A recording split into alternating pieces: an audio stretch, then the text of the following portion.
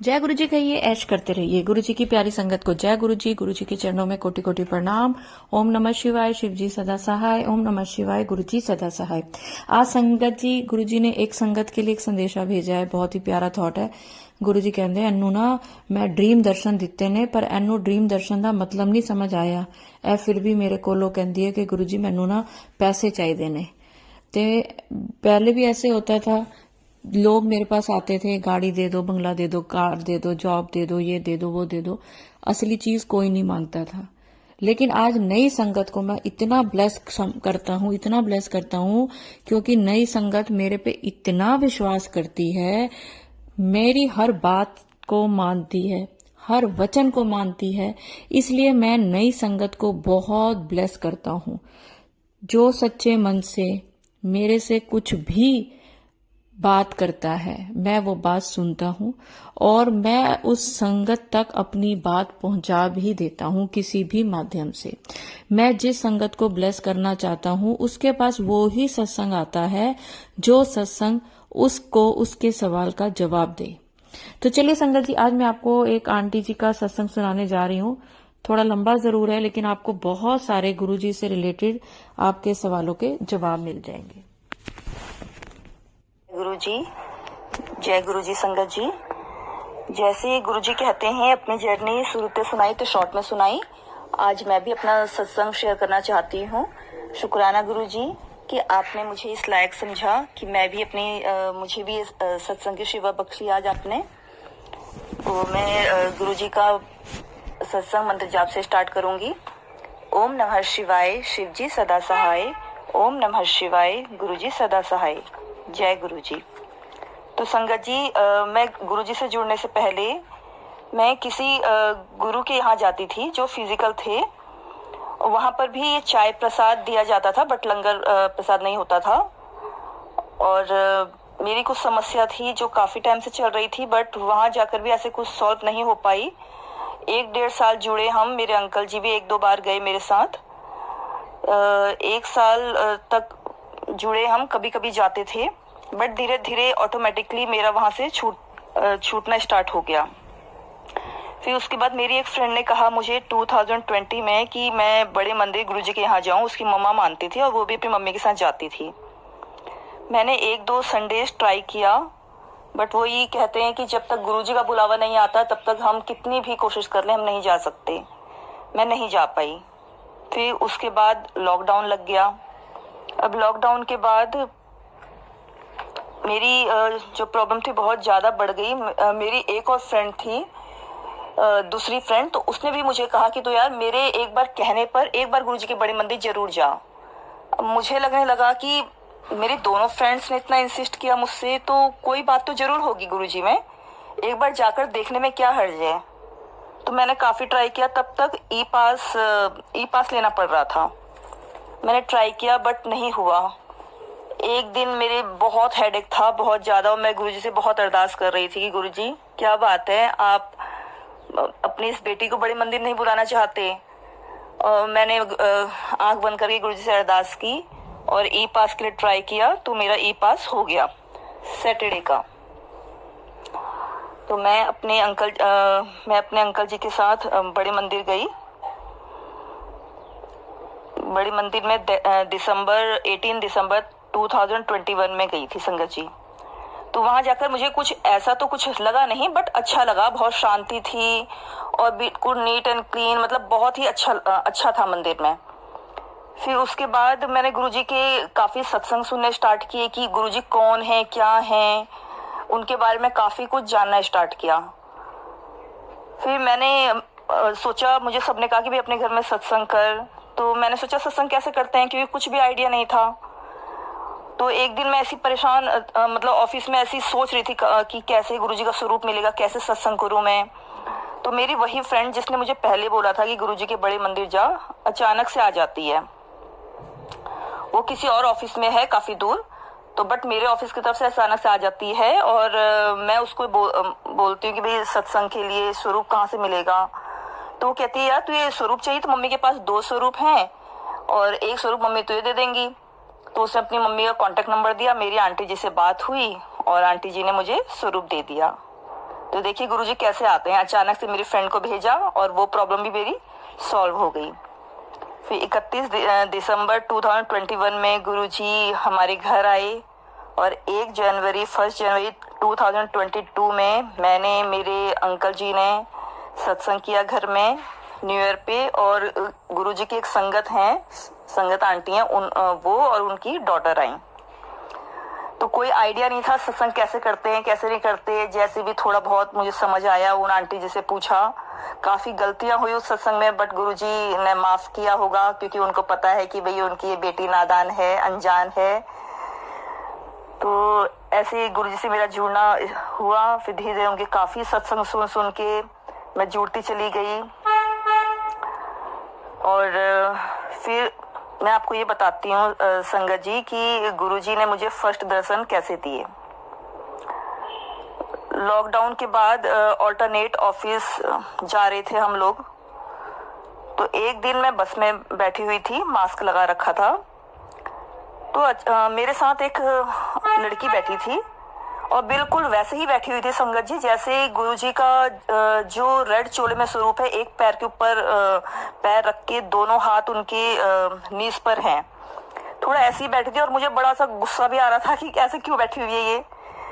तो उसके बाद जब वो उठ के जाती है तो वो अपना बस का जब हैंडल पकड़ती है तो उसके लेफ्ट हैंड में ब्लेसिंग ऑलवेज गुरुजी लिखा होता है। मेरे मुंह से एकदम से निकलता है वाओ। मैं बहुत खुश होती हूँ देखकर।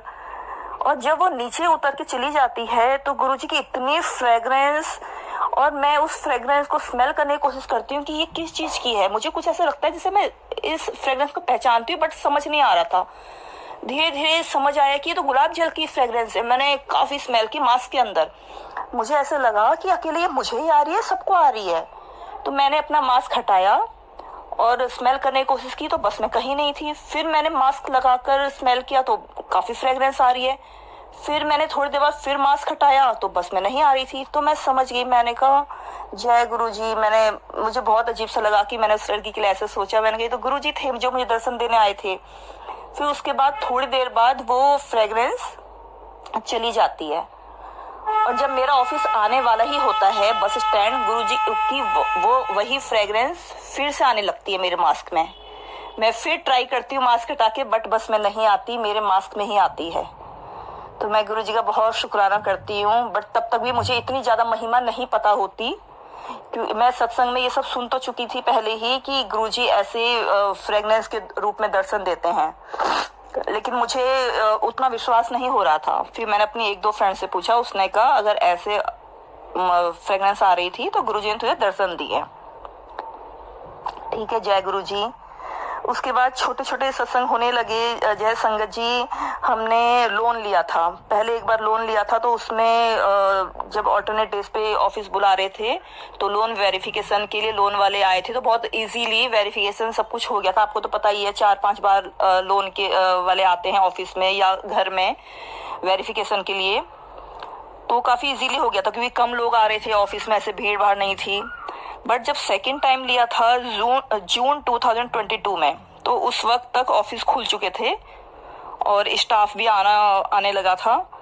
तो मुझे पता था कि ये लोग काफी परेशान करते हैं। हमने होम लोन लिया था तो मैंने गुरुजी से अरदास की, गुरुजी प्लीज पहले वाला ही रिकॉर्ड देख के, जबकि ये दूसरी जगह से लिया था हमने लोन। मैं बोला गुरुजी प्लीज पहले वाला रिकॉर्ड देखकर ये लोग मतलब वेरिफिकेशन ना करें, ऐसे ही लोन दे दें हमें। काफी अरदास की, बट उन लोगों ने मुझे काफी बार कॉल किया कि हम इस दिन आएंगे, हम इस दिन आएंगे और इस टाइम पे आएंगे। और मैं गुरुजी से काफी अरदास करती रही और पता नहीं कैसे अपने आप ही वो सारा लोन का प्रोसेस हो गया, बट वेरिफिकेशन नहीं हुई। जय गुरुजी। अब एक सत्संग ये है संगत जी मेरा कि गुरुजी ने मुझे ड्रीम दर्शन कैसे दिए। अभी तक तो मैं सभी संगत का सुनती आ रही थी कि गुरुजी ड्रीम दर्शन देते हैं और मैं भी गुरुजी से अरदास करती थी कि मुझे कब ड्रीम दर्शन दोगे। और मैं सोचती थी यार कैसे गुरुजी ड्रीम में आते हैं।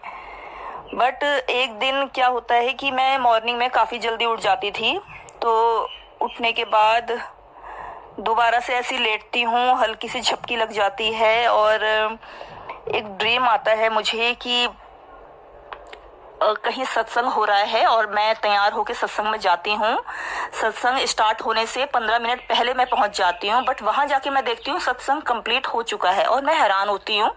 जहाँ पे गुरुजी की गद्दी लगी होती है वहां पे मैं माथा टेकती हूँ, बट गुरुजी का स्वरूप नहीं दिखता मुझे। संगत बैठी हुई है और उन्हीं में से जब मैं नीचे जाने लगती हूँ मैं कहती हूँ सत्संग हो गया। तो एक आंटी जी कहती है, जिनको मैं पहले से जानती हूँ, कि हाँ जी सत्संग हो गया। तो मैं कहती हूँ अरे मैं तो सत्संग स्टार्ट होने से पहले आ गई हूँ। तो वो और मैं नीचे देखती हूँ कि लोग लंगर प्रसाद कर रहे हैं। तो वो आंटी मुझे कहती है, आंटी आप लंगर प्रसाद करके जाओ। तो मुझे ये सत्संग इतना तो कुछ समझ नहीं ये सॉरी संगत जी, ये ड्रीम मुझे इतना तो कुछ समझ नहीं आता, बट मुझे ऐसा फील होता है कि गुरुजी मेरा कोई कष्ट काटना चाह रहे हैं और चाह रहे हैं कि मैं बड़े मंदिर आकर लंगर प्रसाद करूं। तो मैं बड़े मंदिर जाती हूँ, गुरुजी की ब्लेसिंग से लंगर प्रसाद करके आती हूँ। और उसके बाद ऐसे ही एक दिन और एक ड्रीम आता है मुझे कि एक छोटा सा घर है, उसमें गुरुजी के काफी स्वरूप लगे हुए हैं, बेड लगा है, बेड के ऊपर एक बड़ा स्वरूप है और कुछ लोग बैठे हुए हैं जिसमें जो गुरुजी की संगत भी हैं। तो गुरुजी के स्वरूप से बहुत जैसे शहद वर्षा होती है ना, ऐसे ही बहरा होता है। तो मैं बोलती हूँ मैं कहती हूँ अरे मतलब उन लोगों को कुछ नहीं पता कि क्या निकल रहा है क्या नहीं, और मेरा ही ध्यान जाता है स्वरूप में। तो मैं कहती हूँ अरे इतना सारा ही क्या बह रहा है गुरुजी का। तो मैं हाथ लगाती हूँ ये देखने के लिए कि है क्या। तो मैं हाथ लगाती हूँ, चिपचिपा सा तो होता ही है वो, कि भाई ये अमृत वर्षा है शहद वर्षा, सिर्फ ये चेक करने के लिए। तो वो चिपचिपा होता है। मैं कहती हूँ तो शहद जैसा लग रहा है। तो मैं उसको टेस्ट करती हूँ। टेस्ट करके वो मीठा तो नहीं होता, बट शहद जैसा लिक्विड होता है। तो वो सारी जो बैठे होते हैं वो सब कहते हैं, और फिर वहां पे मैं फॉइल पेपर लगा देती हूँ कि भाई ये बेड वगैरह खराब ना हो जाए। तो वो सब कहते हैं अरे हम तो इतने टाइम से गुरुजी जुड़े हैं, हमें तो पता ही नहीं कि मतलब ऐसा भी होता है। तो जय गुरुजी, ये मेरा सेकंड सत्संग था। तो सेकंड ड्रीम था। उसके बाद संगत जी मैं आपको ये बताती हूँ कि गुरुजी ने हमारे घर में सत्संग कैसे किया और कैसे गद्दी लगवाई। मुझे काफी संगत कहती थी, क्योंकि बहुत प्रॉब्लम चल रही थी घर में। तो मुझे काफी संगत ने कहा कि भाई अपने घर में एक बार सत्संग करवा, संगत के पैर घर में पड़ना बहुत जरूरी है। मैं तो गुरुजी से काफी अरदास करती थी और मैं उनसे भी कहती थी कि भाई गुरुजी की मर्जी के बिना कुछ नहीं हो सकता। तो मैंने गुरुजी से काफी अरदास की। फिर गुरुजी का मतलब मई मंथ में हर हफ्ते मतलब हमने हर हफ्ते सोचा कि इस वीक में सत्संग करेंगे, बट नहीं हो पाया। दूसरे वीक में करेंगे, नहीं हो पाया। फिर एक दिन 7 मई को गुरुजी का मैसेज आता है। मैं ऑफिस में बैठी हुई थी और गुरुजी से अरदास ही कर रही थी। गुरुजी का मैसेज आता है, एथे बैठ, लिस्ट बना, कॉपी पेन पेंसिल लेके बैठ, लिस्ट बना, ते 7 जून को तेरे घर सत्संग होना है। मैं एकदम से शॉक्ड हो जाती हूँ, हैरान हो जाती हूँ कि गुरुजी का मतलब इस टाइप की भी जब मैसेज आते हैं तो बड़ी हैरानी होती है।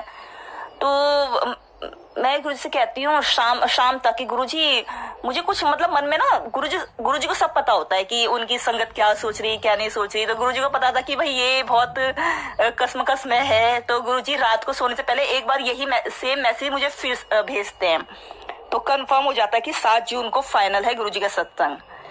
और सेटिस्फेक्शन होती है मन में बहुत ज्यादा कि गुरुजी ने ये डेट दी है तो करना है तो करना है। उससे पहले जितनी भी हमने डेट निकाली सेटिस्फेक्शन ही नहीं हो रही थी।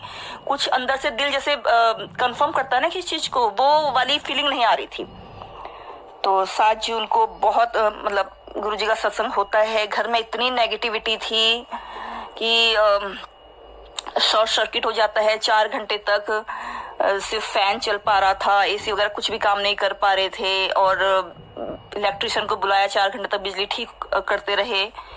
फिर शाम तक क्या होता है संगत जी कि जब सारी संगत चली जाती है शाम को, बाय मिस्टेक मेरी ही गलती से, या फिर ये कह लीजिए कि मेरी जो होना होता है गुरुजी ही करवाते हैं, वो भी गुरुजी की ही इच्छा थी। एक हमारी बहुत प्यारी संगत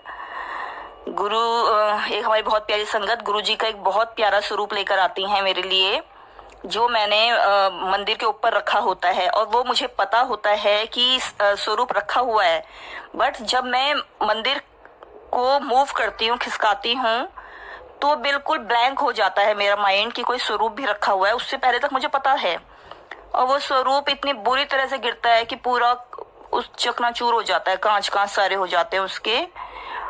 और मुझे उस वक्त तक पता नहीं था कि ये गुरुजी हमारी नेगेटिविटी काटते हैं, इस घर से सारी नेगेटिविटी हटाते हैं इस तरह से। तो मैं बहुत रोती हूँ, गुरुजी से बहुत अरदास करती हूँ, गुरुजी जो भी गलती हुई प्लीज मुझे माफ कर दीजिए, काफी करती हूँ। फिर शाम को मेरी एक संगत फ्रेंड का फोन आता है, वो मुझे इस सब के बारे में बताती हैं कि भाई ये सब होना बहुत अच्छा है, गुरुजी ने जो नेगेटिविटी थी वो दूर की, क्योंकि शॉर्ट सर्किट भी एक नेगेटिविटी का ही साइन है, और स्वरूप जो गुरुजी ने गिरवाया वो भी। और फिर मुझे वो उस टाइप का मैसेज भी आता है, तो दोनों ही चीजें कंफर्म हो जाती हैं। ठीक है, उससे पहले मैं आपको ये बताती हूँ कि जो चोला गुरुजी के लिए सिलवाया, तो कुछ ऐसी मेरी फाइनेंशियल प्रॉब्लम चल रही थी कि मैं गुरुजी से अरदास कर रही थी कि चोले का क्या करूँ। मन तो मेरा था, हमेशा से था कि जब भी मैं फर्स्ट टाइम सत्संग करूंगी गुरुजी का नया चोला ही बनवाऊंगी। बट उस टाइम पर थोड़ी फाइनेंशियल कंडीशन मेरी ठीक नहीं चल रही थी, तो मेरी संगत फ्रेंड ने कहा चोला लेने की जरूरत नहीं है, मैं अपने घर से चोला लाऊंगी, गुरुजी को सब कुछ पता होता है। तो मैंने कहा ठीक है। तो गुरुजी मुझे सत्संग सुनवा देते हैं, जिसमें वो अंकल जी, ओल्ड संगत का, जिसमें अंकल जी नहीं, गुरुजी उससे पहले मुझे मैसेज भेजते हैं कि भाई सत्संग की तैयारी कर, ते न्यू चोला सिलवा। मैं अपनी फ्रेंड को बताती हूँ, वो कहती हैं कि ये सारे मैसेज हमारे लिए नहीं होते, गुरुजी को सब कंडीशन पता होता है, मैं चोला लेकर आऊंगी। मैंने कहा ठीक है। फिर मेरे मन में कसमकस ही चल रही होती है। सेकंड डे गुरुजी मुझे सत्संग सुनवा देते हैं ओल्ड संगत का, जिसमें वो अंकल जी अपने घर में सत्संग करवाते हैं, और आंटी जी उनसे कहती हैं अंकल जी चोला कहाँ है। अंकल जी बोलते हैं आंटी जी चोला तो वो आंटी लेकर आ रही हैं। तो वो आंटी कहती हैं कि अंकल जी आपके घर में पहला सत्संग है, तो नया चोला तो सिलवाओ। तो मैं समझ जाती हूँ गुरुजी कि मुझे ही मेरे लिए ही आंसर है, तो मैं चोले का ऑर्डर कर देती हूँ। तो इस तरह से भी चोला हमारे घर में आता है गुरुजी का।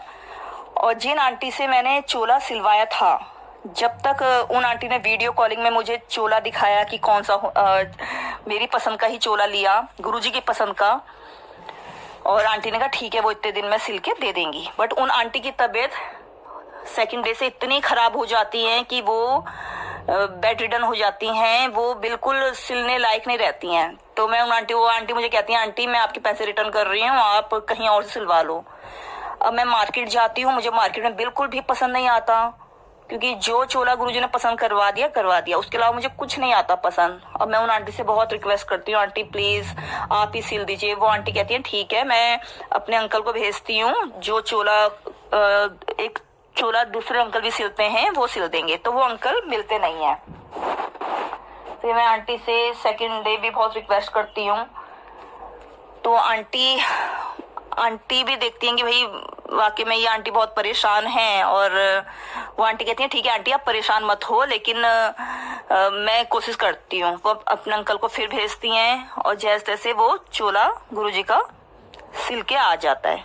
अब उन आंटी की तबीयत इतनी खराब होती है कि आंटी की हिम्मत नहीं थी सत्संग में आने की, बट गुरुजी ने उनको भी ब्लेस करना था, और उन्होंने जो स्वरूप मुझे देना था उसके थ्रू गुरुजी ने हमारे घर से नेगेटिविटी हटानी थी। तो इस तरह से गुरुजी ने आंटी के थ्रू आंटी से ही चोला भिजवाया, स्वरूप भिजवाया, और आंटी ने ही सत्संग का यहाँ पे कड़ा प्रसाद बनवाया। गुरुजी ने उनसे सेवा भी ली। तो उन आंटी ने मुझे पहले ही सत्संग से 15 डेज पहले ही बोला था, जब मैंने चोले की बात की थी उनसे, आंटी मुझे ऐसा भाव आ रहा है कि गुरुजी आपके घर में परमानेंट गद्दी लगवाना चाहते हैं, मुझे ऐसा भाव आ रहा है। तब मैंने उनसे कहा था आंटी अगर ऐसा है तो बहुत अच्छी बात है, बट मुझे तो ऐसा नहीं लगता। और देखिए सच में उन आंटी जी की बात हुई पूरी, और गुरुजी के जो मैसेज आ रहे थे मेरे लिए कि तेनू मैं परमानेंट ब्लेसिंग देनी है, तो वो परमानेंट ब्लेसिंग गुरुजी की यही थी। गुरुजी का मैसेज आया था तेरी जिंदगी का तुझे वो तोहफा देना है जो तूने कभी सोचा भी नहीं होना है। सच में गुरुजी, सच में आप तो आप ही हो। मैंने तो ये कभी भी नहीं सोचा था, बस सपना था मेरा कि गुरुजी की गद्दी लगे, बट ऐसा मुझे पता नहीं क्यों लग नहीं रहा था, बट गुरुजी को तो सब पता होता है, अपने संगत की, अपने बच्चों की, अपने मन की बात है ना। तो संगत जी, इस तरह से गुरुजी ने घर में गद्दी लगवाई, और जब से गद्दी लगी है मुझे मतलब इतनी पॉजिटिविटी आती है घर में, इतना अच्छा लगता है कि हाँ, हमारा कोई बड़ा घर में बैठा हुआ है। आराम से गद्दी के पास बैठकर जब भी मन उदास होता है या कोई भी मन में प्रॉब्लम चल रही होती है, तो गुरुजी से आराम से बैठ के बात करती हूँ। लगता है कि हाँ, गुरुजी बैठे हुए हैं और सुन रहे हैं। और सच में संगत जी, हमारे गुरुजी बहुत प्यारे हैं, बहुत प्यारे हैं। और बीच बीच में कभी कभी वही होता है ना कि हम जो गुरुजी से मांगते हैं और गुरुजी हमारी वो इच्छा पूरी नहीं कर रहे हैं, तो कभी कभी मन थोड़ा डगमगाता है ना। बट गुरुजी का फिर मैसेज आने लग जाते हैं पॉजिटिविटी भरे कि डगमगाई ना, जरूरत से ज्यादा सोचती है, मंत्र जाप ही तेरी दवाई है, ज्यादा से ज्यादा मंत्र जाप कर।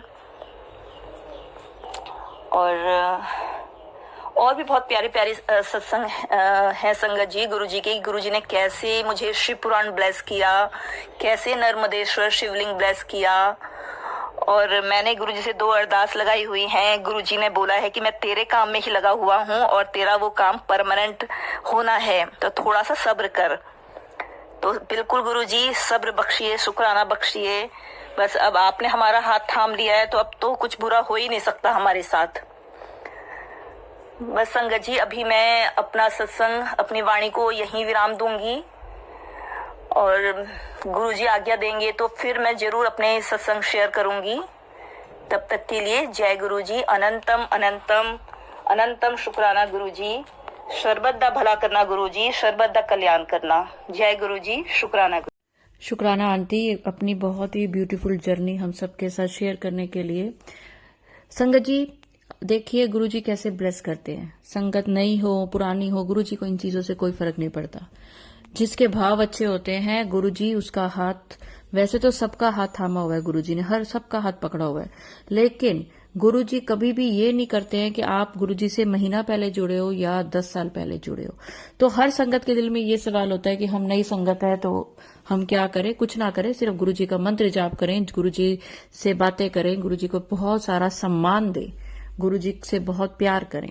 तो चलिए संगत जी, आपको आपके बहुत सारे सवालों के जवाब मिल गए होंगे। और अगर आप भी अपना शुक्राना सत्संग मेरे साथ शेयर करना चाहते हैं तो स्क्रीन पर चले नंबर पे कर सकते हैं। और अगर आप मेरे चैनल पे नए हैं तो चैनल को सब्सक्राइब करें, वीडियो को लाइक करें, वीडियो को ज्यादा से ज्यादा शेयर करें। वीडियो अपलोड होने में अगर मेरे से कोई भी गलती होगी हो तो गुरुजी मुझे माफ करें। और संगत जी, एक मंत्र जाप के साथ मैं अपनी वाणी को विराम दूंगी और चाहूंगी कि आप सब भी मेरे साथ ये मंत्र जाप जरूर बोलें। ओम नमः शिवाय, शिवजी सदा सहाय। ओम नमः शिवाय, गुरुजी सदा सहाय। और जुलाई के महीने में किसी भी दिन सुबह 7 से 8 के बीच में या शाम को 7 से 8 के बीच में एक बार, पूरे महीने में कभी भी सिर्फ एक बार 108 मंत्र जाप जरूर बोलें। जय गुरुजी, शुक्राना गुरुजी।